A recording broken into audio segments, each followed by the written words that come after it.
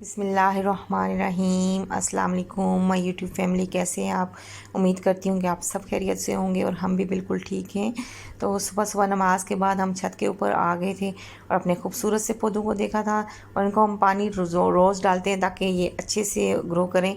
और माशाल्लाह बहुत ही प्यारे हैं और देखने में कितने खूबसूरत लग रहे हैं। आंखों को ठंडक का एहसास हो रहा है। उसके बाद मैं नीचे आ गई थी और मैंने नाश्ता प्रिपेयर किया था और बच्चों को लंच वगैरह भी दे दिया था, क्योंकि मैं लंच घर से दे के भेजती हूँ। और बच्चे नाश्ता करके स्कूल चले गए थे और अब्दुल वासिर साहब नहीं उठ रहे थे। काफ़ी कोशिश की है कि उठें और स्कूल जाएं, लेकिन उनको काफ़ी वीकनेस है ना, तो वो नहीं उठते। उनकी आदत है कि वो अंगूठा भी चूसते हैं। तो मैंने उनको काफ़ी दफ़ा रोका है लेकिन वो नहीं रुकते। तो मैंने काफ़ी उनको कहा कि उठ जाएं, लेकिन वो नहीं उठ रहे थे। तो मैंने कहा चलें अब फिर उनको सोने देती हूँ, क्योंकि बुखार इनको काफ़ी पूरे वीक में हुए हैं ना, तो काफ़ी उनको वीकनेस है। मैंने कहा चलें आज इनको छुट्टी करा लेती हूँ और इनकी डायरी वगैरह लेके इनको स्कूल का काम करवा दूँगी, क्योंकि इनके कज़न जाते हैं ना, तो वो फिर मुझे उनकी डायरी मिल जाती है। उसके बाद ना फिर मैंने फ़र्श की सफाई कर ली थी। रोज़ाना मैं झाड़ू लगा के उसके बाद अच्छी सी मोपिंग कर देती हूँ। हमारे फ़र्श बहुत ही अच्छे हैं, तो इस तरह से अच्छी सी सफाई हो जाती है। और अगर फ़र्श आपके साफ़ हो ना, तो उसके बाद आपकी चादरें बिल्कुल गंदी नहीं होती हैं। बेडशीट्स जो होती हैं ना, वो बिल्कुल वैसी की वैसी रहेंगी। और काफ़ी दिनों का तक आप ना भी चेंज करें तब भी उनमें कोई डस्ट वगैरह कुछ भी नहीं होता। तो ये कि मेरी जो है ना घर में काफ़ी ज़्यादा सफाई होती है। और ये कि उसके बाद मैंने ओवन जो था ना किचन से हटा के ड्राइंग रूम की एक साइड पे रख दिया था, क्योंकि ड्राइंग रूम हमारा काफ़ी बड़ा है। तो सर्दियों में कम ही यूज़ होता है। अब सर्दियों में सारे पिछले कमरों में ही रहते हैं ना, तो ड्राइंग रूम की तरफ कम ही जाते हैं।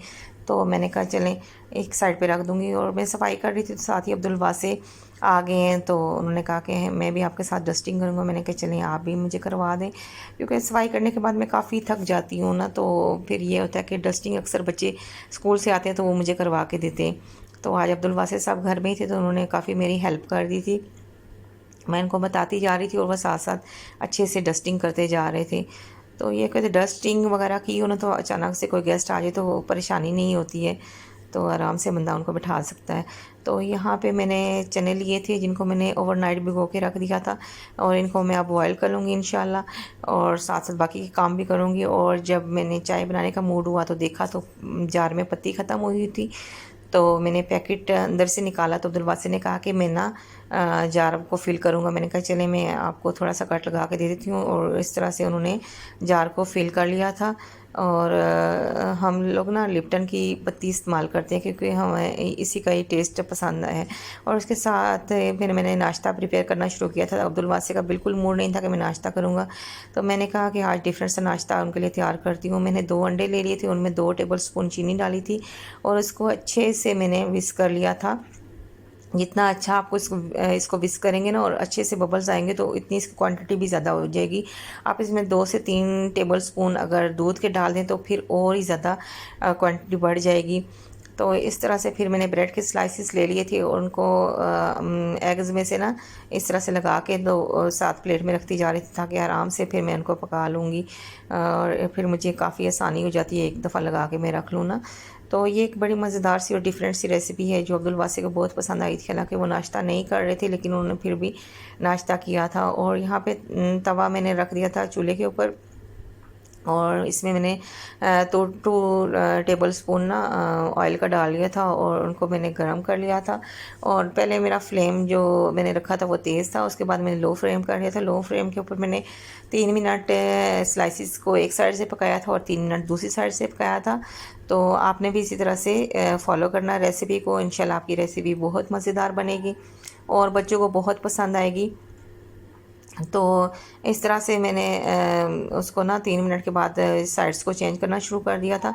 तो माशाल्लाह आपने भी ना इनको अच्छे से इस तरह से पकाना है ताकि अच्छा सा कलर आ जाए। और फ्लेम को आपने तेज़ नहीं करना। फ्लेम को तेज़ करेंगे ना तो आपकी ये ब्रेड के पीसेस जो है ना वो जल जाएंगे। और जब चीनी किसी चीज़ में डाली हो तो उसको हमेशा आपने लो फ्लेम के ऊपर बनाना है। जैसे हम मीठा पराठा बनाते हैं या कोई और मीठे की रेसिपी बनाते हैं जो हमने फ्राई करनी होती है ना, तो उसमें लो फ्लेम के ऊपर करें तो अच्छा सा उसका टेस्ट आता है, वरना कड़वाहट सी महसूस होना शुरू हो जाती है अगर जलना शुरू हो जाए। तो ये एक बड़ी मज़ेदार सी रेसिपी थी और अब्दुल वासिर को बहुत पसंद आई थी। हालांकि वो बिल्कुल नाश्ता करने का उनका कोई मूड नहीं था, लेकिन मैंने जब उनको ये ब्रेड के पीसेस इस तरह से बना के दिए तो उनको बहुत पसंद आए थे। तो इस तरह से कुछ चीज़ें हम जो होते हैं ना वो तोड़ मोड़ के बनाते जाएं तो बच्चों को भी पसंद आती है और बड़ों को भी पसंद आ जाती है। तो मैंने भी आज नाश्ता इसी तरह से किया था और साथ ही मैंने फ्रेश चाय भी बना ली थी और दूध में ही मैंने पत्ती डाल दी। 2 टेबल स्पून मैंने डाली थी क्योंकि मुझे चाय जो है ना वो तेज़ कलर की पसंद होती है, तो जिसको स्ट्रॉन्ग चाय बोलते हैं मैं वही पीती हूँ। तो मैंने उसके में चीनी भी फिर 3 टेबल स्पून ऐड कर दी थी। तो बड़ी मज़ेदार से जब चाय बनी थी तो फिर हम दोनों माँ बेटे ने चाय पी और साथ ब्रेड खाई और साथ ही मज़े मज़े की बातें भी करते जा रहे थे। तो अच्छे तरीके से आपने चाय को जब भी बनाना है उसको सही तरीके से आपने इसको बॉयल कर लेना है। तो यहाँ पे हमारी चाय भी तैयार हो गई और मज़ेदार सा नाश्ता भी रेडी हो गया था। और नाश्ता करते करते अब्दुल वासे ने काफ़ी गपशप भी की। उनकी वैक्सीनेशन भी हुई थी ना तो उनके बाजू में काफ़ी दर्द हो रहा था। पिछले माह में 1 डोज़ लगी थी और अगली डोज़ जो है ना वो अभी लगी है उनको ना स्कूल में सारे बच्चों को। अब क्योंकि छोटे बच्चों को लगना शुरू हो गई है ना, अब 5 से लेकर जो ओवरऑल जो 10 साल तक बच्चे होते हैं उनको लगा रहे हैं। तो इनको भी लगाई थी उन्होंने।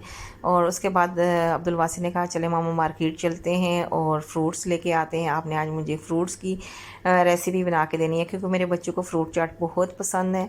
तो मैंने कहा आज मैं फ्रूट्स लेके आऊँगी ना तो ये रेसिपी आपके साथ शेयर करूँगी।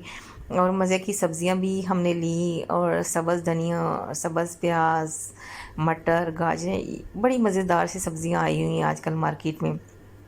चिकन वगैरह भी हमने ले लिया था। जो जो फ्रूट्स हमें चाहिए थे वो हम सारे ले आए थे। और फ्रूट्स लाने के बाद उनको मैंने अच्छे से वॉश कर लिया था क्योंकि जब भी फ्रूट्स लाए ना तो उनको वॉश ज़रूर किया करें। वॉश करने से ये होता है कि फ्रिज में पड़े रहें तो बच्चे अगर खाएंगे तभी आपको कोई टेंशन नहीं होगी कि आपने धोए नहीं है। कोई केमिकल वगैरह कोई चीज़ें लगी हों तो वो आराम से साफ़ हो जाती हैं। तो उसके बाद मैंने अब्दुल वासे से कहा कि आज थोड़ी सी रेस्ट कर लूँ। उन्होंने कहा नहीं, रेस्ट आपने नहीं करनी है, तो मैं आपको ना बेडरूम में ही टेबल वगैरह लगा के दूंगा, तो आपने वहाँ पर बैठ के आराम से कटिंग करते जाना है, तो मैं आपकी वीडियो बना लूँगा। मैंने कहा थोड़ी सी थकावट हो रही है ना तो मैं बाद में कर लूँगी क्योंकि थोड़ा सा काम करने के बाद ना सुबह की उसके बाद मैं रेस्ट कर लेती हूँ। लेकिन आज अब्दुल वासे घर में थे तो मैंने रेस्ट नहीं की थी और साथ साथ थोड़े थोड़े काम वो भी करवा के दे रहे थे। तो उन्होंने फिर कहा मैं वीडियो बनाऊंगा, तो आपने ना ज़बरदस्त सी कटिंग करनी है। और मज़े मज़े की हम कटिंग करते जा रहे थे। अच्छा देखें कितने खूबसूरत एप्पल आए हुए हैं और ये फ्रूट चाट में बहुत मज़े के लगते हैं। इनका कलर ही बहुत ज़बरदस्त और बहुत खूबसूरत है। अल्लाह ताला ने कैसी खूबसूरत नेमतें हमें दी हैं, हम जितना भी उनका शुक्र अदा करें कम है।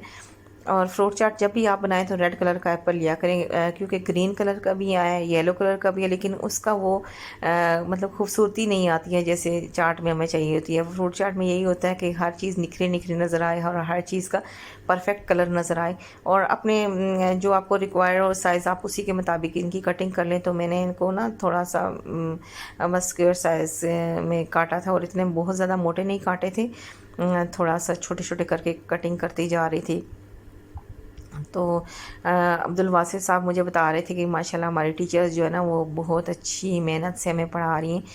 तो वाकई काफ़ी ज़्यादा हमें उस्ताद जो होते हैं ना उनकी इज़्ज़त करनी चाहिए और बच्चों को भी सिखाना चाहिए कि वो स्कूल में अपने टीचर्स की बहुत रिस्पेक्ट करें। उस्ताद ही वो शख्सियत होती है जो बच्चों के शख्सियत बनाते हैं, उनको निखारते हैं और ज़िंदगी में जहाँ पे भी जाएंगे उस्ताद का उनकी ज़िंदगी में बहुत ज़्यादा अमल दखल रहेगा। अल्लाह ताला हर एक बच्चे को अच्छे टीचर्स मुहैया करें, ये भी बहुत बड़ी नेमत होते हैं क्योंकि वो सिखा रहे होते हैं बच्चों को अच्छी सी अच्छी चीज़ें। माशाल्लाह आजकल तो बहुत अच्छे इंस्टीट्यूट हैं, अच्छे अच्छे स्कूल हैं जहाँ पे बच्चों की अच्छी स्कूलिंग होती है। तो हम बच्चों को भेजते हैं, अल्लाह ताला सबके बच्चों को अच्छी तालीम दे और अच्छी उनकी तरबियत हो, ये हमारा सासा हैं। तो इनकी छोटी छोटी ख्वाहिशात को भी हम पूरा करते हैं। वालिदैन की, हर वालिदैन की ये कोशिश होती है कि जो बच्चों की जायज़ ज़रूरियात हों उनको हम पूरा करें। तो इस तरह से हम छोटी छोटी ख्वाहिशात उनकी पूरी करने की कोशिश करते हैं। और यहाँ पे मैंने अनार भी ले लिया थी। उस दिन मैंने जो अनार लाए थे ना उनका इतना अच्छा कलर नहीं था, लेकिन आज जो मैंने लिए हैं माशाल्लाह इनका बहुत अच्छा कलर है। जिस तरह का मुझे चाहिए था इसी तरह से मुझे मिल गया। अच्छा अनार को इस तरह से ना आपने दोनों साइड से काट के तो फिर इस तरह से आपने इसको कट लगा लेना, बड़ी आसानी से इस तरह से खुल जाते हैं और फ़ौरन से आप इनके जो है ना वो सीड्स निकाल लेंगे तो आपको हाथ भी गंदे नहीं होंगे और प्रॉब्लम नहीं होगी। ये तरीका मुझे अपनी मम्मा ने सिखाया था और मैंने इनको फॉलो किया था और बड़ा आसान तरीका है। इस तरीके से फ़ौरन सारा अनार खुल जाता है और आराम से ना इसके बीज निकल जाते हैं। और इस तरह से मैंने इसके दाने वगैरह निकाल लिए थे और फिर मैंने फ्रूट चाट में वो डालती जा रही थी। तो जो जो फ्रूट मुझे नज़र आए थे वो मैंने ले लिए थे। और जितने कलरफुल से फ्रूट हो ना, इससे इसमें खूबसूरती पैदा होती है। और आहिस्ता आहिस्ता करते मैंने सारे बाउल में डाल दिए थे। तो अल्लाह ताला का लाख लाख शुक्र है कि अल्लाह ताला ने इतने खूबसूरत हमें फल दिए हैं, इतनी खूबसूरत हमें सब्ज़ियाँ दी हैं। इनसे हम मुख्तलिफ़ रेसिपीज़ बनाते हैं और ये हमें हमारी सेहत के लिए बहुत अच्छे हैं। और आजकल अमरूद भी माशाल्लाह बहुत मज़े के आए हुए हैं और अमरूद के बगैर तो फ्रूट चाट का मज़ा ही नहीं आता। इस तरह से मैंने छोटे छोटे पीसेस उसके भी काट के ना डाल लिए थे। और वीडियो हमारी थोड़ी सी लंबी हो रही थी, लेकिन मज़ा आ रहा था कि कटिंग करते हुए ना, मैंने कहा साथ साथ अपनी यूट्यूब फैमिली से हम बातें भी करते जाएंगे, अपनी ज़िंदगी की एक्सपीरियंस भी शेयर करेंगे। अच्छा, जो मज़े मज़े की रेसिपीज़ आप के साथ शेयर करती हूँ, अगर आपको पसंद आए लाइक करें और शेयर ज़रूर कर दिया करें। और बड़ी खुशी का एहसास होता है, माशाल्लाह काफ़ी अच्छे हमारे सब्सक्राइबर आ रहे हैं, तो मुझे बहुत खुशी होती है कि अल्लाह ताला आपको अच्छी ज़िंदगी दे, सेहत वाली ज़िंदगी दे। और अगर आपको मेरी ये रेसिपीज़ इनसे कुछ फ़ायदा हो रहा है तो मुझे यकीनन बहुत ही खुशी होगी कि मैं कुछ अच्छा सिखा रही हूँ जिससे मेरे बहन भाइयों को काफ़ी फ़ायदा हो रहा है। बड़े अच्छे अच्छे कमेंट्स आ रहे हैं, बड़ी अच्छी अच्छी दुआएं मिल रही हैं। तो ज़िंदगी में यकीन करें कि इनकी बड़ी ज़रूरत होती है। और अगर आपका कोई एहसास करता है, आपके लिए दुआ करता है, तो आपको ज़िंदगी बड़ी बामकसद लगना शुरू हो जाती है कि कुछ ऐसे लोग हैं जो आपका बड़ा एहसास कर रहे हैं, आपके लिए बड़े प्यार से दुआएं करते हैं। तो अल्लाह ताला हम सब बहन भाइयों को एक दूसरे के साथ अच्छा सलूक करने की तौफीक दे। और ये मज़े मज़े से कटिंग हो रही थी फ्रूट्स की और साथ साथ अच्छी अच्छी बातें भी हो रही थी। इस तरह से मैंने केले भी काट लिए थे और जो फ्रूट्स मुझे मिले थे वो मैंने ये सारे ऐड कर दिए थे और इनको एक बाउल में इकट्ठी करती जा रही थी। और इसमें फिर बाकी की चीज़ें जो मैंने ऐड की थी वो भी मैं आपके साथ शेयर करूँगी। और यहाँ पे मुझे क्रीम नहीं मिली थी तो मैंने दही डाल दिया था और बहुत ही ज़बरदस्त टेस्ट आया था। बिल्कुल भी नहीं ऐसा एहसास हो रहा था कि क्रीम इसमें नहीं है। आप इस तरीके से ज़रूर डाला करें। जब फिर मैंने चीनी डाल दी थी और चीनी को मैंने ग्राइंड नहीं किया था, इस तरह डाल दी थी। और मैंने फिर हाफ़ टी स्पून इसमें चाट मसाले का ऐड कर दिया था। और फिर मैंने मायोनीज़ मुझे मिल गई थी तो वो मैंने डाल दी थी।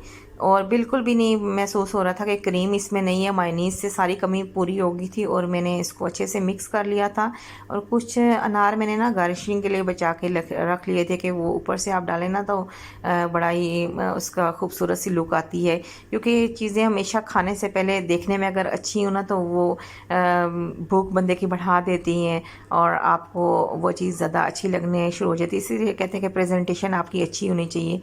तो इस तरह से ना मैंने इसको अच्छे से मिक्स कर लिया था, बड़ा मज़ेदार सा चाट तैयार हुआ था। तो इसके बाद मैंने जो बाकी के बचे थे अनार वो मैंने ऊपर इसके स्प्रिंकल कर लिए थे। तो ये हमारी मज़ेदार सी रेसिपीज़ थी, मज़ेदार सा व्लॉग था, अच्छी अच्छी बातें हुई आपसे। अगर आपको मेरी रेसिपीज़, मेरे व्लॉग्स अच्छे लगते हैं तो मेरे चैनल को ज़रूर लाइक, शेयर और सब्सक्राइब किया करें। अगर आपको मेरी रेसिपीज़ से फ़ायदा होता है तो यकीन करें मेरे लिए इससे बड़ी और एज़ाज़ की बात कोई नहीं है कि मेरे फ्रेंड्स को, मेरी फैमिली को मेरी रेसिपीज़ से फ़ायदा हो रहा है। अल्लाह ताला आपको ढेरों खुशियाँ दे, अल्लाह ताला आपको सेहत वाली ज़िंदगी दे, अल्लाह ताला आपकी हर ख्वाहिशात को पूरा करे और अल्लाह ताला आपको लंबी ज़िंदगी दे इंशाअल्लाह। मिलते हैं नेक्स्ट टाइम किसी और मज़ेदार से व्लॉग के साथ। टिल देन अल्लाह हाफ़िज़।